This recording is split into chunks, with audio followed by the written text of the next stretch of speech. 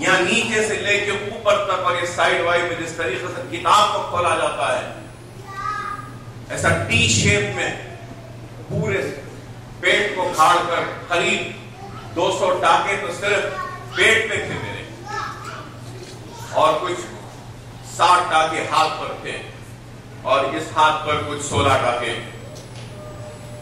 जिस्म और पूरे बॉडी पर करीब 300 टाके। और उसके बाद में कुछ 42 बॉटल्स ब्लड दिया गया।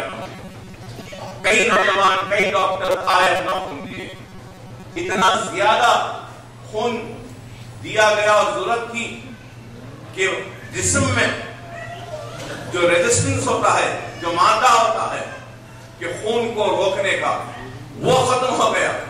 जहां जहां से टाके दिए थे वहां से फव्वारों की तरह खून निकल रहा था।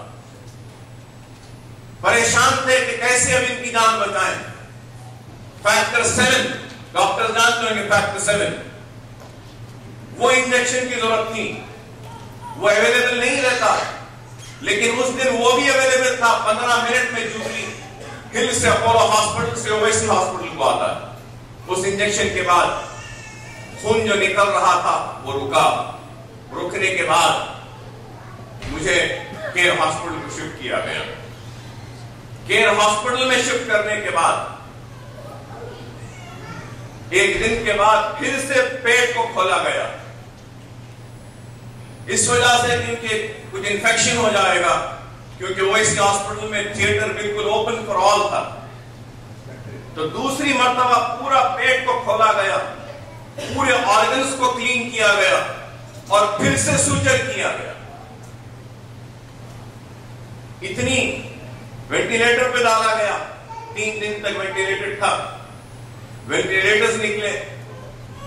फिर उसके बाद की तबीयत कभी अच्छी, कभी खराब, कभी लिवर खराब हो रहा है तो कभी किडनी, डायलिसिस दिए गए मुझे। ऐसे ऐसे सूरत हाल थी और इतनी तकलीफ थी कि मैंने नहीं समझता कि इससे ज्यादा तकलीफ कभी मुझे और होगी या किसी को भी होगी।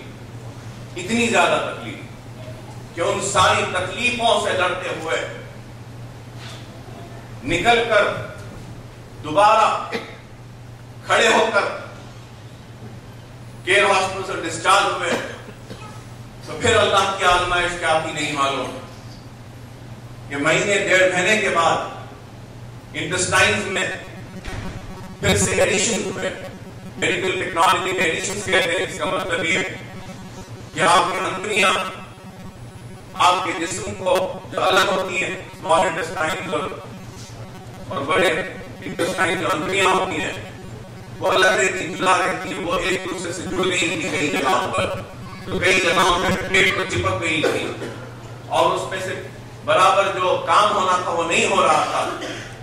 तो डॉक्टर्स बोले कि शायद आपको एक 10-12 एडिशन से अकबर साहब हमको फिर से आपका पेट खोलना पड़ेगा।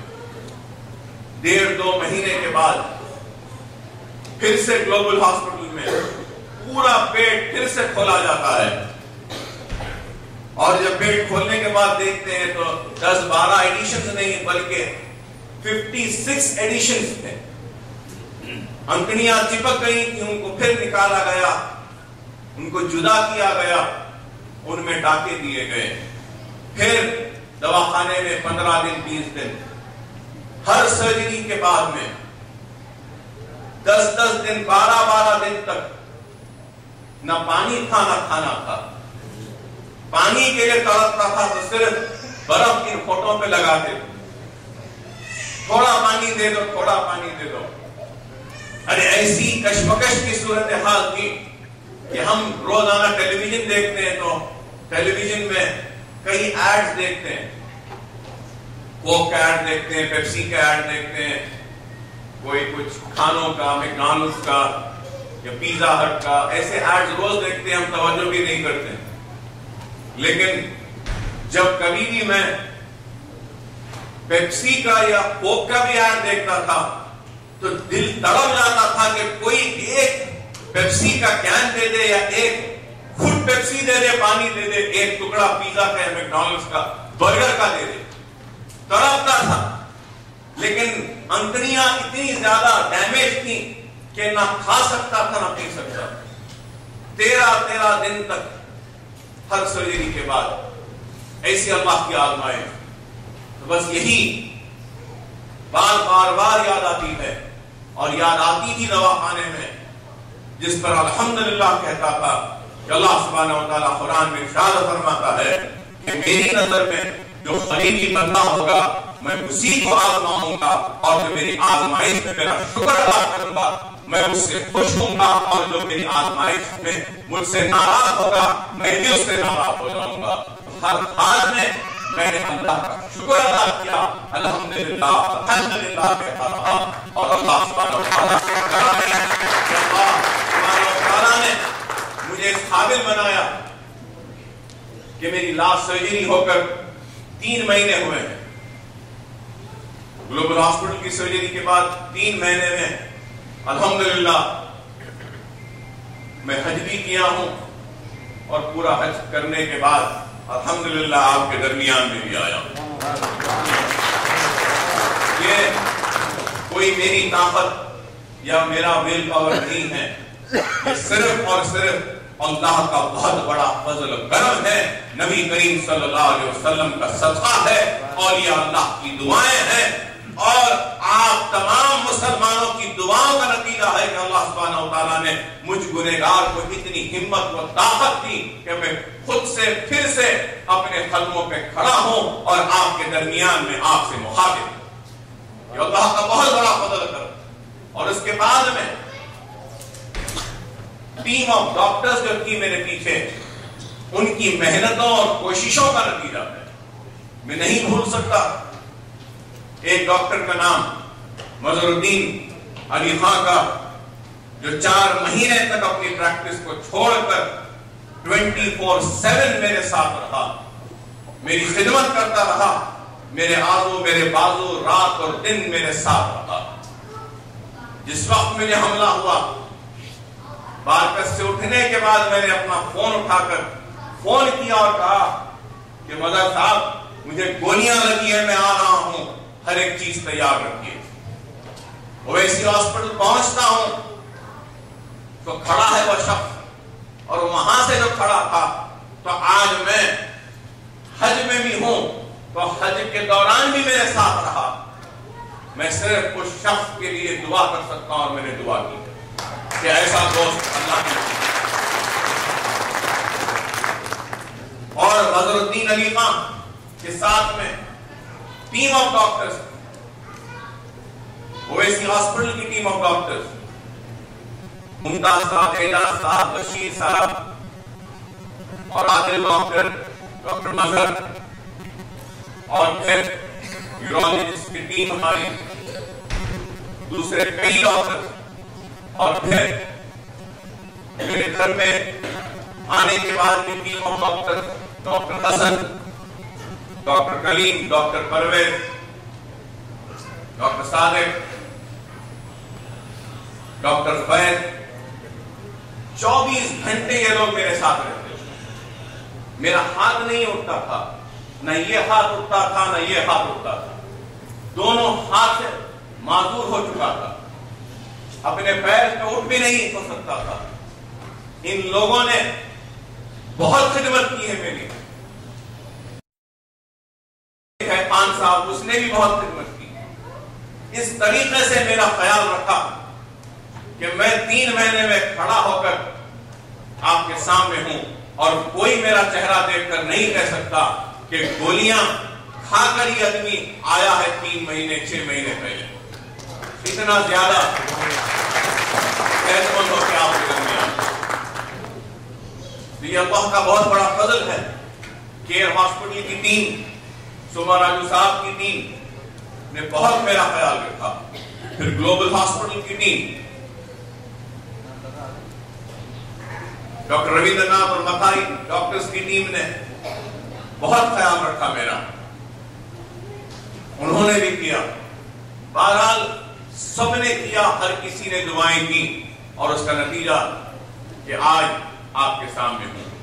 फिजियोथेरेपिस्ट की टीम, सलमान फिजियोथेरेपिस्ट, ये मेरा हाथ उठता नहीं था, आज अल्हम्दुलिल्लाह ये हाथ उठ रहा है, ये हाथ काम कर रहा है, इसमें ताकत आई है, उठ रहा है, उड़ भी नहीं सकता।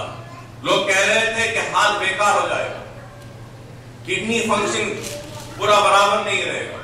डॉक्टर्स और हर किसी ने कहा कि अकबर साहब आपकी रिकवरी होगी, लेकिन आपकी रिकवरी शायद 80% हो जाए, 20% नहीं होगी, 100% नहीं होगी। लेकिन मैं हज को आने से पहले जब अपने इन्वेस्टिगेशन और टेस्ट करवाया, जब किडनी को देखा गया अल्ट्रासाउंड में, गॉल ब्लैडर को देखा गया, तो डॉक्टर हैरत में थे कि यहां पर तो कोई निशान तक मौजूद नहीं है जिससे हम कहें कि यहां गोली लगी थी। आप नहीं है किडनी, गॉल ब्लैडर नहीं, सब हैरत में थे। और इस किडनी को निकालने की बात हो रही थी, आज वो किडनी 100% फंक्शन कर रही।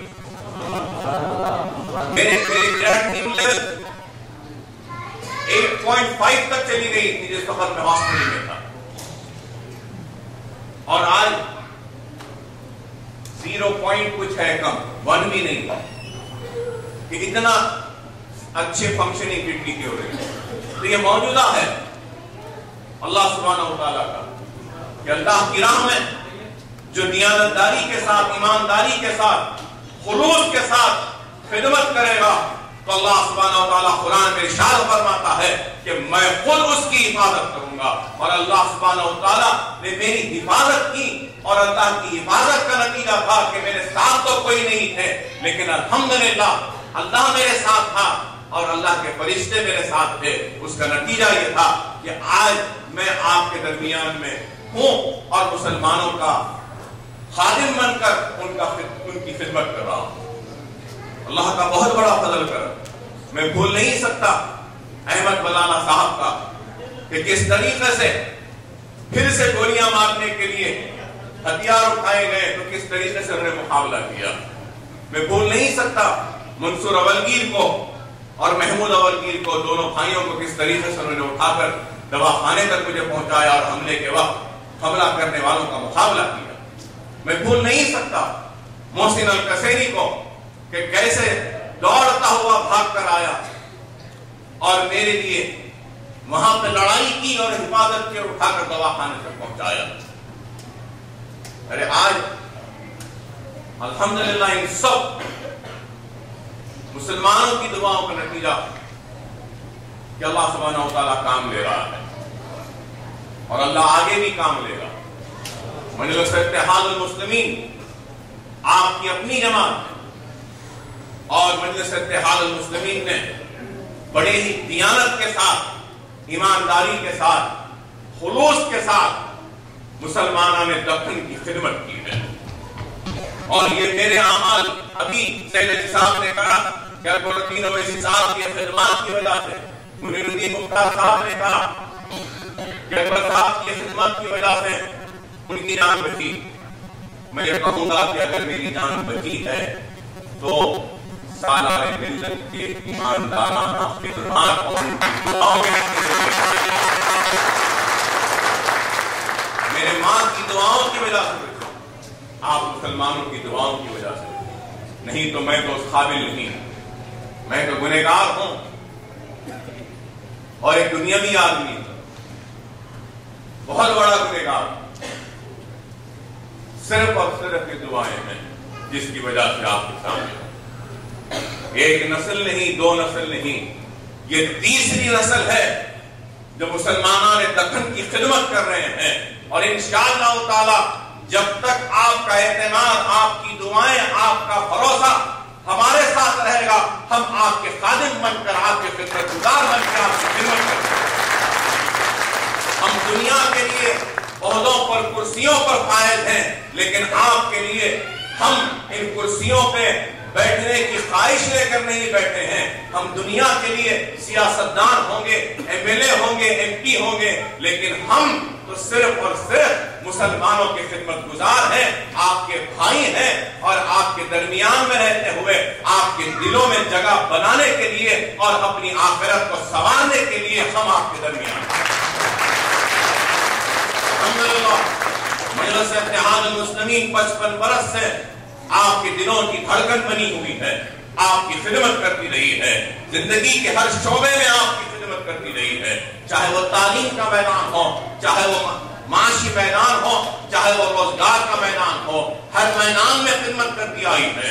और मुखालिफीन तनकीदें जरूर करते रहे और करते रहेंगे और करते रहना भी चाहिए, क्योंकि तनकीदें नहीं होंगी तो शायद हम भी लापरवाह और बेपरवाह हो जाएंगे। हम तो फूल ऐसी तनकीदें, जब तक ये तनकीदें होती रहेंगी, जब तक हमारे पीछे लोग मुखालिफीन का टोला सरगर्म रहेगा, तो हम भी एक्टिव रहेंगे, हम भी मुतहर्रिक रहेंगे।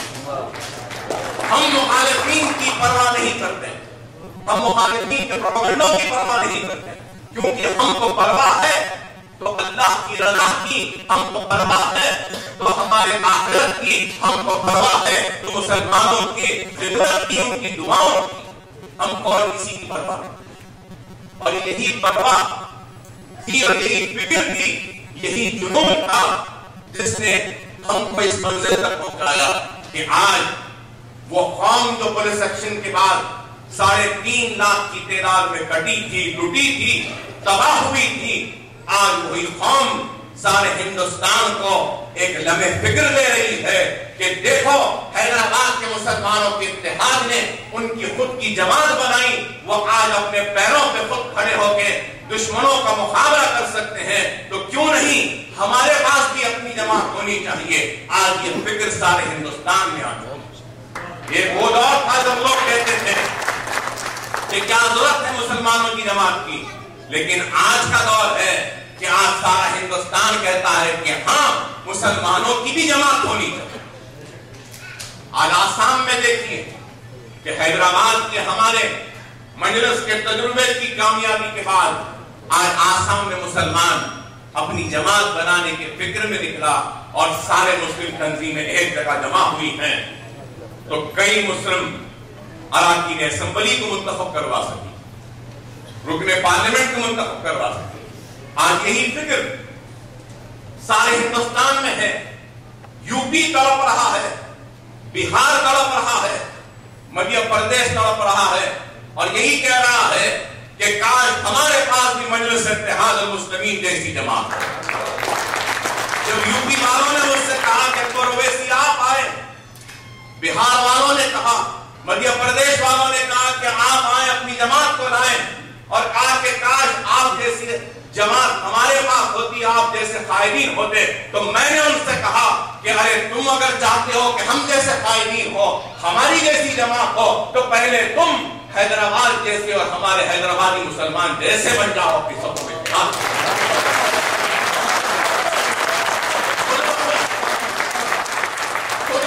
हम नहीं तो तुम्हारे पास से ही कोई एक मर्दे खड़ा होगा जो शायद हमसे भी अच्छा काम करेगा। बशर्ते कि तुम्हारी सभा में इत्तेहाद आए।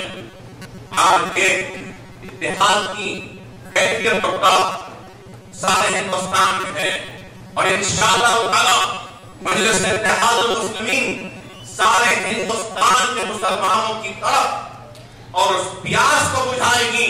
और अल्लाह ने मुझे हयात दी तो रोज और हर कदम यही, हर लम्हा यही सोचूंगा कि वो क्या मकसद था और उस मकसद को ढूंढता हुआ, तलाश करता हुआ सारे हिंदुस्तान के मुसलमानों की प्यास को बुझाने की यही ख्वाहिश है कि मजलिस अब आगे बढ़े, मजलिस ताकतवर बढ़े, मजलिस जिंदगी के हर शोबे हयात में काम। कई आप देखते हैं कि कोऑपरेटिव बैंक, कितने कोऑपरेटिव बैंक आए, कितना सरमाया आप लोगों ने उसमें लगाया था और कितने कोऑपरेटिव बैंक डूब गए। Vasavi, prudential bank, Charminar bank, कितने फाइनेंशियल एजेंसीज, आसन जुबी, सईद भाई अल्फला, कितने एजेंसीज डूबे। सवाल यह है कि मजलिस को तनकीद करने वालों बताओ, क्या मजलिस का बैंक डूबा? क्या मजलिस मजलिस का बैंक लड़खड़ाया। अरे आज दारुस्सलाम कोऑपरेटिव बैंक के टोटल वैल्यू जो है, आज हम 400 करोड़ को क्रॉस कर चुके हैं। 400 करोड़ कोई मामूली बात नहीं है। और ए स्टेटस, A+ स्टेटस हिंदुस्तान के कोऑपरेटिव बैंक्स को रिजर्व बैंक की तरफ से सिर्फ 3 या 4 बैंक्स को दिया गया सारे हिंदुस्तान में। उन 3 और 4 बैंक्स में एक बैंक है, वो आपका बैंक दारुस्सलाम कोऑपरेटिव बैंक, जो आपकी मेहनत से कमाई गई पूंजी की हिफाजत करता है। दियानत के साथ ना सिर्फ हिफाजत करता है, बल्कि आपके पैसे से दूसरे बेरोजगार को रोजगार देता है, तो आपके पैसे से बेघर को घर बनाने के लिए लोन देता, कारोबार के लिए लोन देता, एजुकेशन के लिए लोन देता। दारुस्सलाम कोऑपरेटिव बैंक से अब तक स्मॉल स्केल इंडस्ट्रीज के लिए 100 करोड़ के ऊपर हमने दिया, घर बनाने के लिए 80 करोड़, एजुकेशन स्कॉलरशिप 40 करोड़ के ऊपर, शादी ब्याह के लिए 1 करोड़। हर इंसान में हमारी कितनी इस्तेदाद है, हम मदद करते हैं और करते हैं। आहिस्ता आहिस्ता हम लोग बोलते हैं कि भाई क्या बात है कि आपके सामने जो बैंक आए, एक वक्त था हम पे तनकीदें होती कि देखिए चारमीनार बैंक आपके सामने आया, उसकी इतने ज्यादा ब्रांचेस हैं, और मजलिस का बैंक देखो बस एक है, वही लकीर के फकीर वहीं खड़े।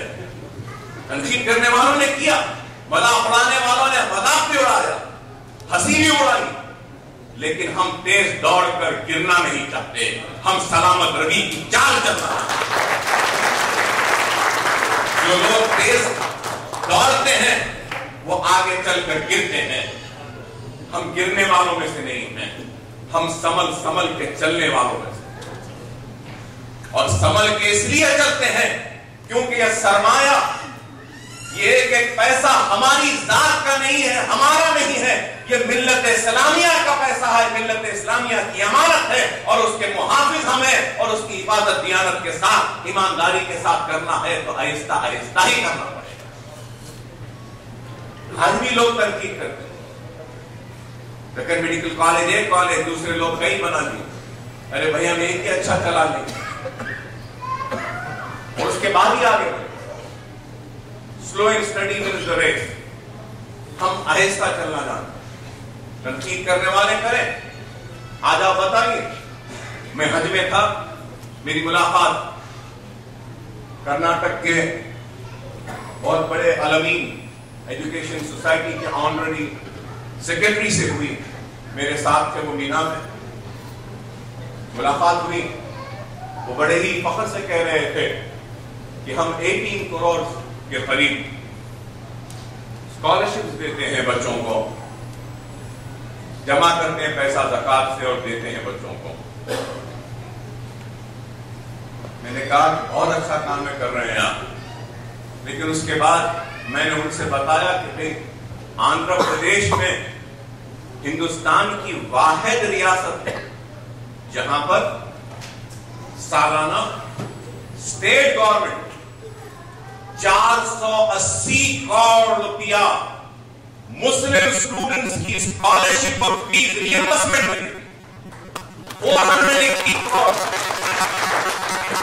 कोई मामूली बात है। लोग मुझसे पूछने का आपकी जिंदगी का सबसे बड़ा कारनामा, कई लोग कहते हैं आपकी जायदादों का काम, लेकिन मैं कहूंगा कि मेरी जिंदगी का सबसे अहम और बड़ा कारनामा अगर कुछ है तो ऐवान असेंबली में एससीज, एसटीज और बीसीज के बराबर मुसलमान बच्चों को भी स्कॉलरशिप देने के लिए लड़ाई लड़ी और कामयाबी हासिल की। ये मेरी जिंदगी की सबसे बड़ी कामयाबी। 480 करोड़ रुपया गवर्नमेंट देती, कोई मामूली बात। मेडिसिन में एडमिशन ले ले बच्चा, गवर्नमेंट फीस देते, इंजीनियरिंग में ले ले, आर्किटेक्चर में ले ले, लॉ में ले ले, एमबीए में ले ले, एमसीए में ले ले, कौन से भी कोर्स में ले ले, गवर्नमेंट उसकी फीस दे। कितना बड़ा काम, कौन सी रियासत में इतना बड़ा काम। फिर भी लोग पूछते हैं कि क्या करें। अरे कौन कराया, कौन सी रियासत में इतना बड़ा स्कॉलरशिप दी जाती है। अरे सेंट्रल गवर्नमेंट से इतनी बड़ी स्कॉलरशिप नहीं दी जाती जो स्कॉलरशिप आंध्र प्रदेश की स्टेट गवर्नमेंट से दी जा रही है मुसलमान स्टूडेंट्स। न सिर्फ ये 4% रिजर्वेशन के लिए कितनी जदोजहद की हमने, सियासी इख्तिलाफ को बाला ताक रखते हुए दारुस्सलाम में हर सियासी जमात के नुमाइंदे को बुलाकर जलसा करके मुसलमानों की रिजर्वेशन के लिए जिद्दोजहद की। तो किसने की? मजलिस इत्तेहाद मुस्लिमीन ने एक तहरीक चलाई और उसका नतीजा यह हुआ कि 4% रिजर्वेशन के लिए हमको सुप्रीम कोर्ट से स्टे मिला। कितनी बड़ी कामयाबी कि आज 4% रिजर्वेशन एजुकेशन में, एम्प्लॉयमेंट में बहुत बड़ा काम। न सिर्फ ये बल्कि हमारे मुस्लिम बच्चों की गिरफ्तारी, मक्का मस्जिद के धमाके के बाद, लुम्बिनी पार्क के धमाके के बाद कई बच्चों को गिरफ्तार किया गया। तहकीकात की एजेंसी सीबीआई ने प्रूव किया कि कौन उसके पीछे है। सारी तफसीलात आने के बाद आज भी महाराष्ट्र में बम धमाकों में गिरफ्तार बच्चे जेलों में महरूस है, छूट नहीं पाए। कर्नाटक में है, गुजरात में है, लेकिन आंध्र प्रदेश में कोई भी बच्चा आज भी जेल में नहीं है। न सिर्फ जेल में नहीं है बल्कि अल्हम्दुलिल्लाह रियासत आंध्र प्रदेश की तारीख में ऐवान असेंबली में उठकर चीफ मिनिस्टर हमारे एहतजाज को हमारी आवाज के सामने उठकर खड़े होकर सरजमीन दक्कन के मुसलमानों से माफी मांगकर कहता है कि हमें माफी मांगता हूं।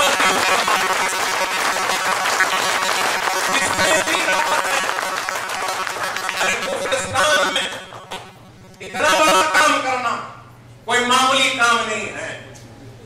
अरे ऐवान असेंबली में हम खड़े होकर चीफ मिनिस्टर माफी मांगता है तो मैं उठकर खड़े होकर कहा कि चीफ मिनिस्टर साहब माफी से नहीं होगा, आप हमारे बच्चों के कैरेक्टर वो गुड कंडक्ट का सर्टिफिकेट देना उन बच्चों को, जिन बच्चों को आपने गिरफ्तार,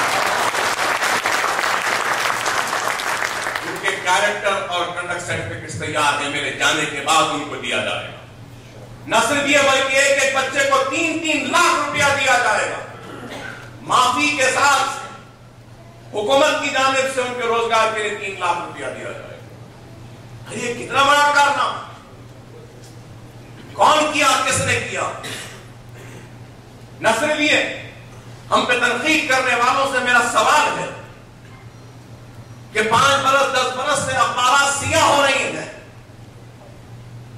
गली कूचों में हमारे खिलाफ बातें हो रही हैं, इल्जाम तराशियां हो रही हैं, लेकिन जब वक्त आया हैदराबाद में मुस्लिम बस्तियों के घर जलने लगे, हम पे चाकू चलने लगे, पुलिस की गोलियां चलने लगी, हमारे बस्तियों में तारीकी आ गई, जब फिसाद हुआ हालिया फिसाद में, तो मुखालिफिन कहां थे?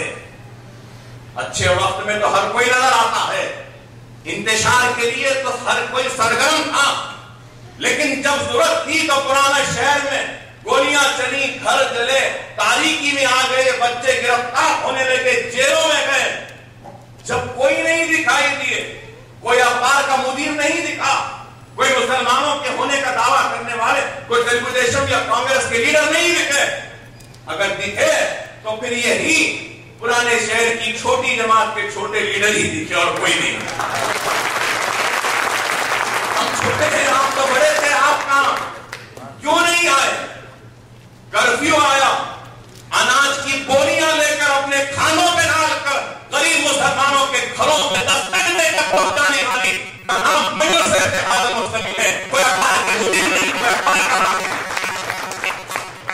गिरफ्तार बच्चों की रिहाई की जमानतों की तकलीफ के लिए 70 लाख रुपए की इमदाद कौन दी? ज़कात फंड, मिल्लत फंड के नाम पे पैसे बटोरने वाले क्या एक पैसा दिए? अरे पैसा नहीं देना था, चावल का दाना नहीं देना था, अरे सिर्फ अपनी सूरत दिखा देना था, यही काफी था मुसलमानों के। लेकिन सूरतें तक नहीं दिखी। सूरतें दिखती हैं तो सिर्फ अखबार खोलते हैं तो सबसे पहले इन लोगों की तस्वीर, अखबारों में तुम्हारी तस्वीर, तुमको मुबारक, मुसलमानों के दिलों में हमारी तस्वीर। अल्लाह का शुक्र, अल्हम्दुलिल्लाह। अरे काम करना है। 70 लाख रुपए की जमानत हमने दी, बच्चे गिरफ्तार हुए। और फिर फिसादात में डबल रोटी, दूध, तेल, चावल, तरकारी लारियों से लाकर करीब 1.5 करोड़ की रिलीफ हमने तकसीम। ये लोग क्या करते? कुछ नहीं। करनूल में तूफान आया तो करनूल के मुसलमानों ने क्या हमको वोट दिया? नहीं। हमारा रिश्ता वोटों से नहीं होता, हमारा रिश्ता कलमे की बुनियाद पे होता है। ला इलाहा इल्लल्लाह। और वो रिश्ता था, वो कलमे की पुकार थी जो वो हमको बुला रहे थे और हम उनके तरफ खींचे चले जा रहे थे। करोड़ों रुपया की इमदाद हमने करनूल की। क्या इन लोगों ने की? तनकीद करने वालों तनकीद करो, लेकिन तनकीद बराए तनकीद ना हो, तनकीद बराए तामीर हो। इख्तिलाफ हो, लेकिन इख्तिलाफ में भी इखलास होना चाहिए। ऐसा नहीं कि बस सिर्फ इख्तिलाफ। अरे मजलिस काम कर रही है, अरे तुम क्या कर रहे हो मैं पूछना चाहता हूं। अरे क्या क्या करना? मेरे हमले से पहले पुराने शहर की तंग गलियों में घूमने फिरने के लिए 100 मिनी बसेस का सैंक्शन। 100 छोटी बसें हमारी पतली पतली गलियों में घूम रही, बारीक बारीक गलियों। हमारी कई बच्चियां कॉलेज में जाती, ऑटो में बैठकर भटक भटक कर जाती। बड़ी बसें आ नहीं सकती, चल नहीं ले सकती। छोटी मिनी बसेस का इंतजाम किया। 4 दिन दवाखाने के लिए 3.5 करोड़ रुपए का इंतजाम। राष्ट्रीय गारंटी के दौर में पहाड़ी के 80 एकड़ आबादी में से 50 एकड़ आबादी को हमने हासिल किया। 33 एकड़ देना बाकी। चीफ मिनिस्टर से मैंने कहा 50 एकड़ राष्ट्रीय गारंटी ने दी। अब आपका काम है कि मां बाकी जमीन आपको 50 जब मिले, अब 30 मिल रहे हैं, 80 हो गए और 20 एकड़ और हाउसिंग बोर्ड दे रही है और 100 एकड़ पे स्पेशल इकोनॉमिक जोन आने वाला। स्पेशल इकोनॉमिक जोन के जरिए खरीद सालाना कोई 12 करोड़ रुपया मिलेगा वक्फ बोर्ड को। वहां पे स्पेशल इकोनॉमिक जोन में के डेवलपमेंट पे हाउसिंग बोर्ड और वक्फ बोर्ड मिलकर कर रहे हैं। आज उसके लिए मैं आगे बढ़ रहा हूं तो लोग बोल रहे हैं कि साहब मंशे वक्फ के खिलाफ है, नहीं करना चाहिए, ऐसा नहीं करना चाहिए, ऐसा नहीं करेंगे, वैसा नहीं करेंगे। जमीन पड़े रही तो फिर कोई खा जाता, उसके बाद कौन जिम्मेदार? मैंने कहा जिसको जो बोलना है बोलो। SEZ था, हम उस पर एक्टिवेट करेंगे और उस जमीन को किसी बेईमानों के हाथों में जाने नहीं देंगे, बल्कि हम किसी अच्छे कॉज के लिए इस्तेमाल करेंगे और वक्फ बोर्ड को उसके जरिए रेवेन्यू जनरेट करेंगे। चीफ मिनिस्टर ऐलान करता है कि 30 एकड़ भी दे देंगे हाजियों के लिए। नामपल्ली हज हाउस, वहां से शमशाबाद को आना परेशानी। शहर हैदराबाद के हाजियों के लिए तो ठीक है, वो बहुत अच्छी जगह है, सही जगह, लेकिन सिर्फ हैदराबाद के हाजियां नहीं आते हज के लिए, रायलसीमा से भी आते हैं, आंध्रा से भी आते हैं, तेलंगाना से भी आते हैं। हज बाबा शरफुद्दीन साहब की पहाड़ी के इलाके में दरगाह के नीचे 30 एकड़ आबादी जो कि वक्फ बोर्ड के हाथ में भी नहीं, लीज पर देती। जिनको लीज पर दिया उनको बुलाकर मैंने बात की, कहा कि भाई अच्छा काम हो रहा, आपको जो रखना है रखो जमीन। तो 27 एकड़ करीब 30 एकड़ जमीन है, उसमें से 10 एकड़ वो लोग अपने काम के लिए रखेंगे, 17 एकड़ वक्फ बोर्ड पर लौटा रहे हैं, जिसमें से 10 एकड़ पर नए हज हाउस का तामीर होगा, जिसके लिए 12 करोड़